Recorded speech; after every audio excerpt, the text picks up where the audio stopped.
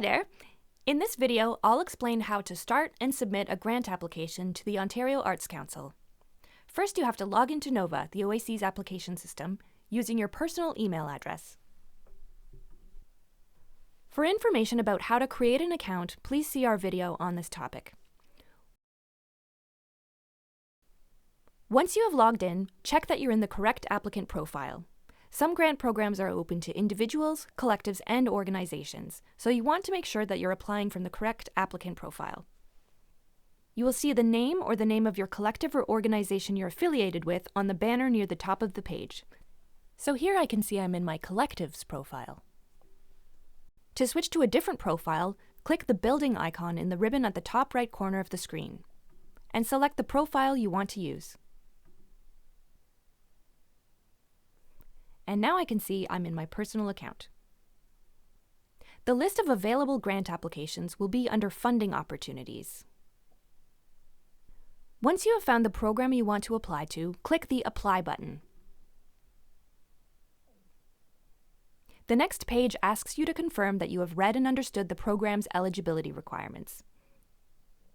Click the radio button to confirm, and then click Apply. The next page makes sure that the applicant profile is correct. And I can see that I'm in my individual profile again. If you want to apply as a collective or an organization, but you see your own name, you need to go back and switch to your collective or organization profile and then apply for the grant. If everything looks good, click Continue to Application. We are now in the application form. There are a few important things to know as you go through the application.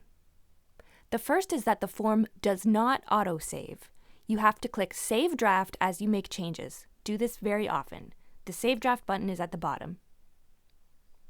There is no way to recover your work if your browser crashes or you forget to save and close the window. If the application is inactive for a while, the Nova session will end. Moving between tabs, entering text, and selecting list options don't count as activity to Nova. It only detects activity when you upload a file or save the application. So it's really important to save your work if you go to other tasks on your computer. The Save Draft button is your friend. Use it often. At the top of the page are any warning messages that may prevent you from sending in your application.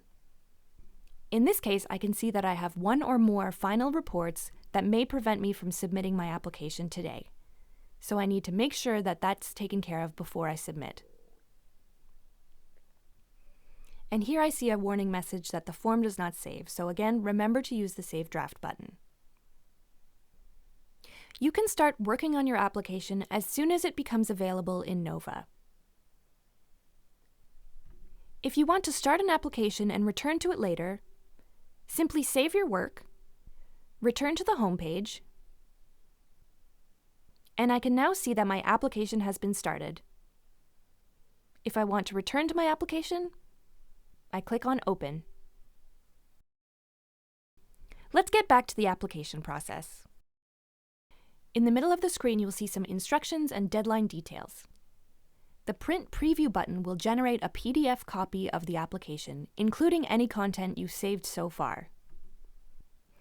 This is useful if you want to refer to the questions while working offline, or if you want to send your work to someone else for review. Do keep in mind that the PDF may not display some of the form's more interactive elements, like pop-up windows.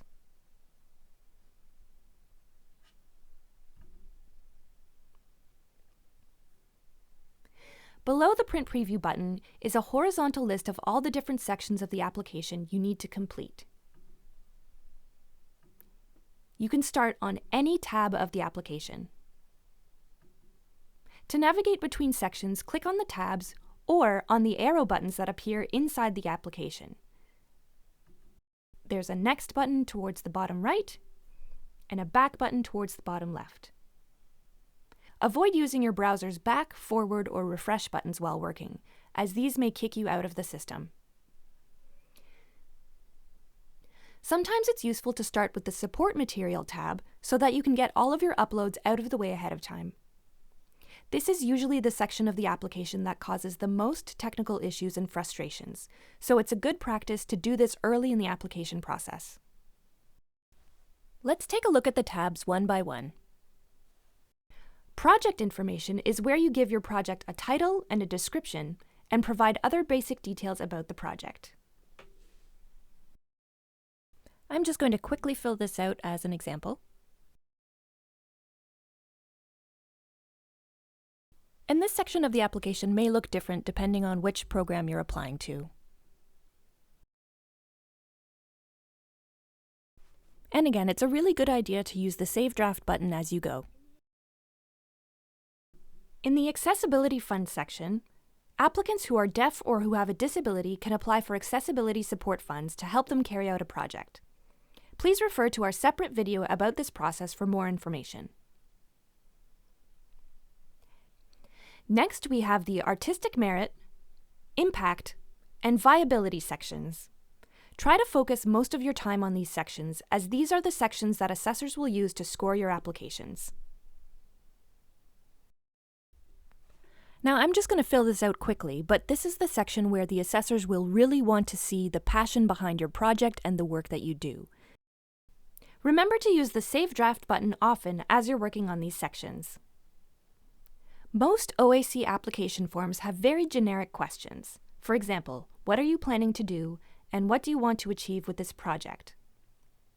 However, the writing tips underneath the questions are prepared by the program officers and are meant to help you answer the question more specifically to the program you are applying for.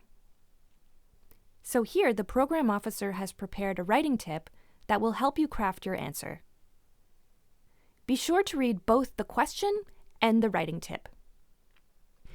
If you see a red asterisk before a question, this question is mandatory and the answer field cannot be blank. Pay attention to the word count restrictions as well. Here we see there's a maximum of 425 words. Explain your project clearly and concisely using words you'd use in everyday speech. Write your answers from the first person using I or we.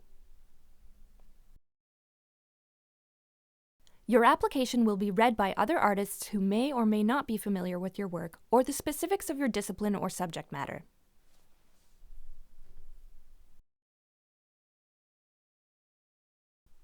In the Impact section of the application, you will want to craft your answers to show how your project will impact those who are involved. This can be in terms of yourself and your career, or if it's a group project, you can explain how the project will impact the artists or participants who are involved. Projects can also have an impact on audiences and communities, so think in terms of impact on a broad basis as well.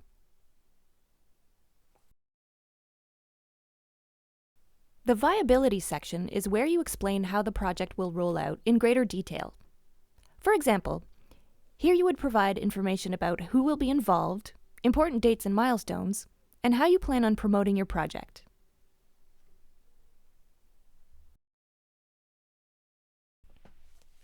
Use the work plan to identify key dates and activities for your project.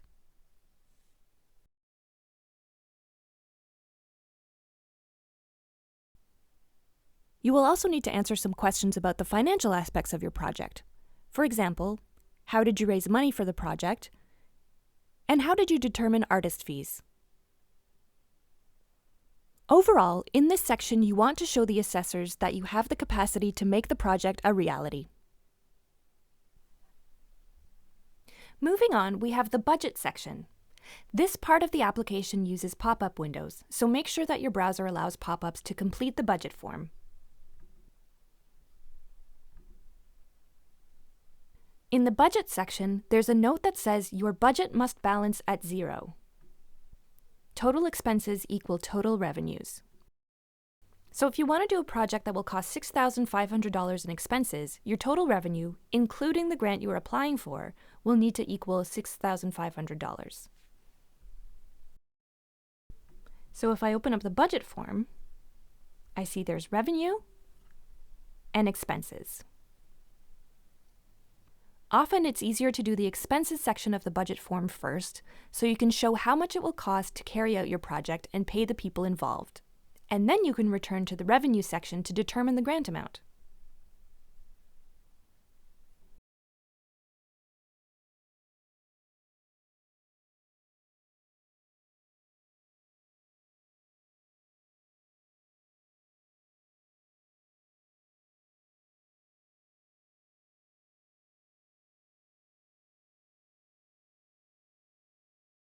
So here I can see that my total revenue is $6,500 and my total expenses are $6,500, which means that the budget is balanced. If the OAC grant you're applying for is a fixed amount, you need to show assessors how you will use the full grant. If your expenses are going to be higher than the grant maximum, you need to show what other revenue sources you have in addition to the grant that will enable you to do the project as you've imagined it.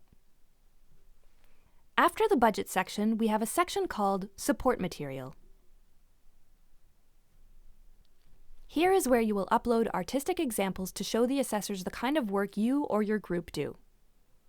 As you complete this section, be sure to read the instructions carefully so you know what kinds of support material are required, the minimum and maximum number of artistic examples allowed, and file size limitations.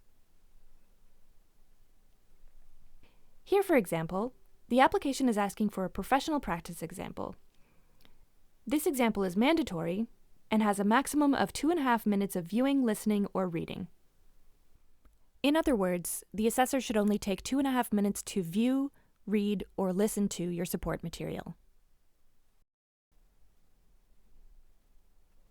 Below, in the File Upload section, the application tells us what formats are acceptable and what their maximum size is. So pay attention to these instructions as you upload your examples. Technical issues can arise from having too many pages in a PDF, files that are too large, or too many or too few artistic examples. That's why it's a good idea to upload and save your examples here first, so you can move on to other areas of your application later. Have a look at our separate video about support material for more information. You may be wondering what the Validate Application button is. Let's pretend I've been working on my application for some time and I think I'm almost ready to submit. If I click the Validate Application button, the system will show me mandatory questions I may have missed or errors in the application. The list at the top of the screen will tell me what still needs to be resolved in my application. Most of these notifications are links, so I can click on the link and it will take me to the page that requires further attention.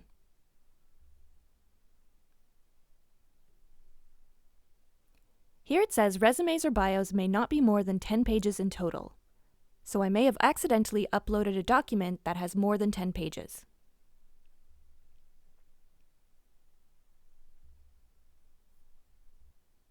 I can see here that my document has 11 pages, and this is what is causing the error.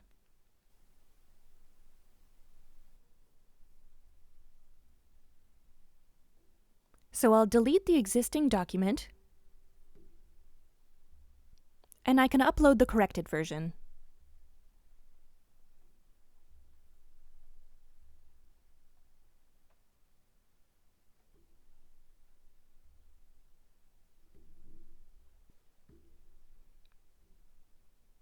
Let's see what happens if I click Validate Application again. I still have issues that need to be resolved, but the document that was causing the problem is no longer listed.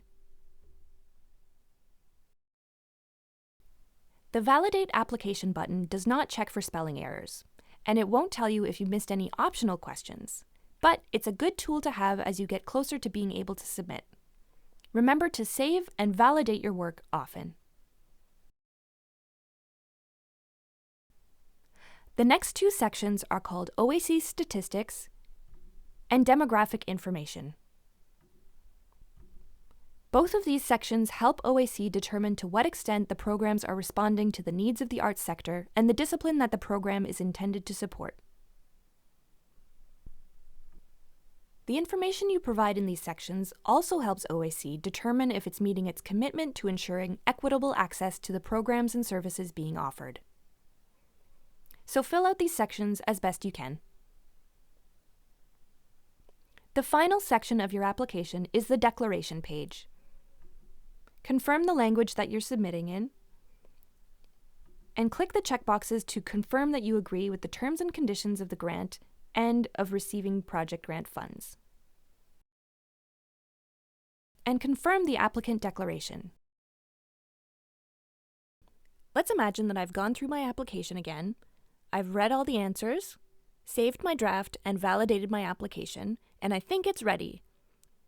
I've asked a friend to take a look at my application to make sure that the answers are clear. I'm going to generate a print preview by clicking the Print Preview button. Now I can see that the application has all the answers filled out.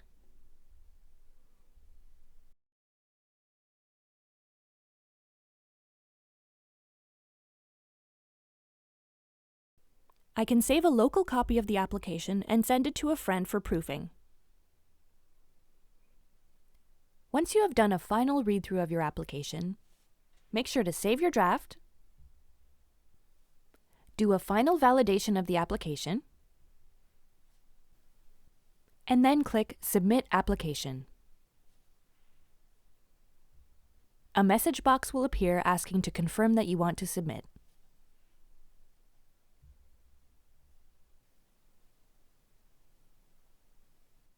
Nova will show you a confirmation page that you have completed and submitted your application. All applications must be received before 1 p.m. on the deadline day. The OAC recommends that you do not wait until the deadline day to complete your application, as there are often many people trying to submit at the same time, and this can slow down the system and your application submission. If I return to the home page, I can see that the status of my application has changed to Submitted. If you do not submit your application before 1 p.m. on the deadline day, your application will show as not submitted in your Nova profile. Here I can see in the History tab that I have applications that were not submitted.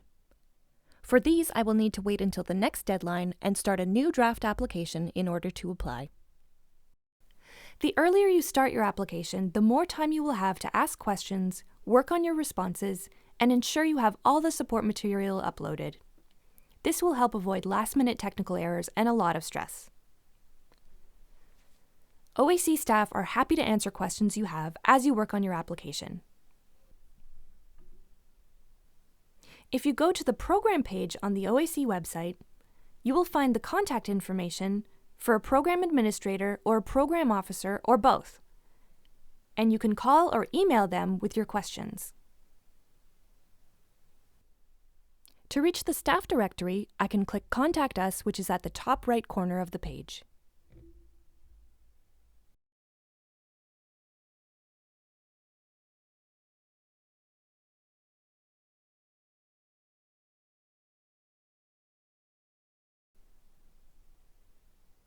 The link to the staff directory is also on the Nova homepage.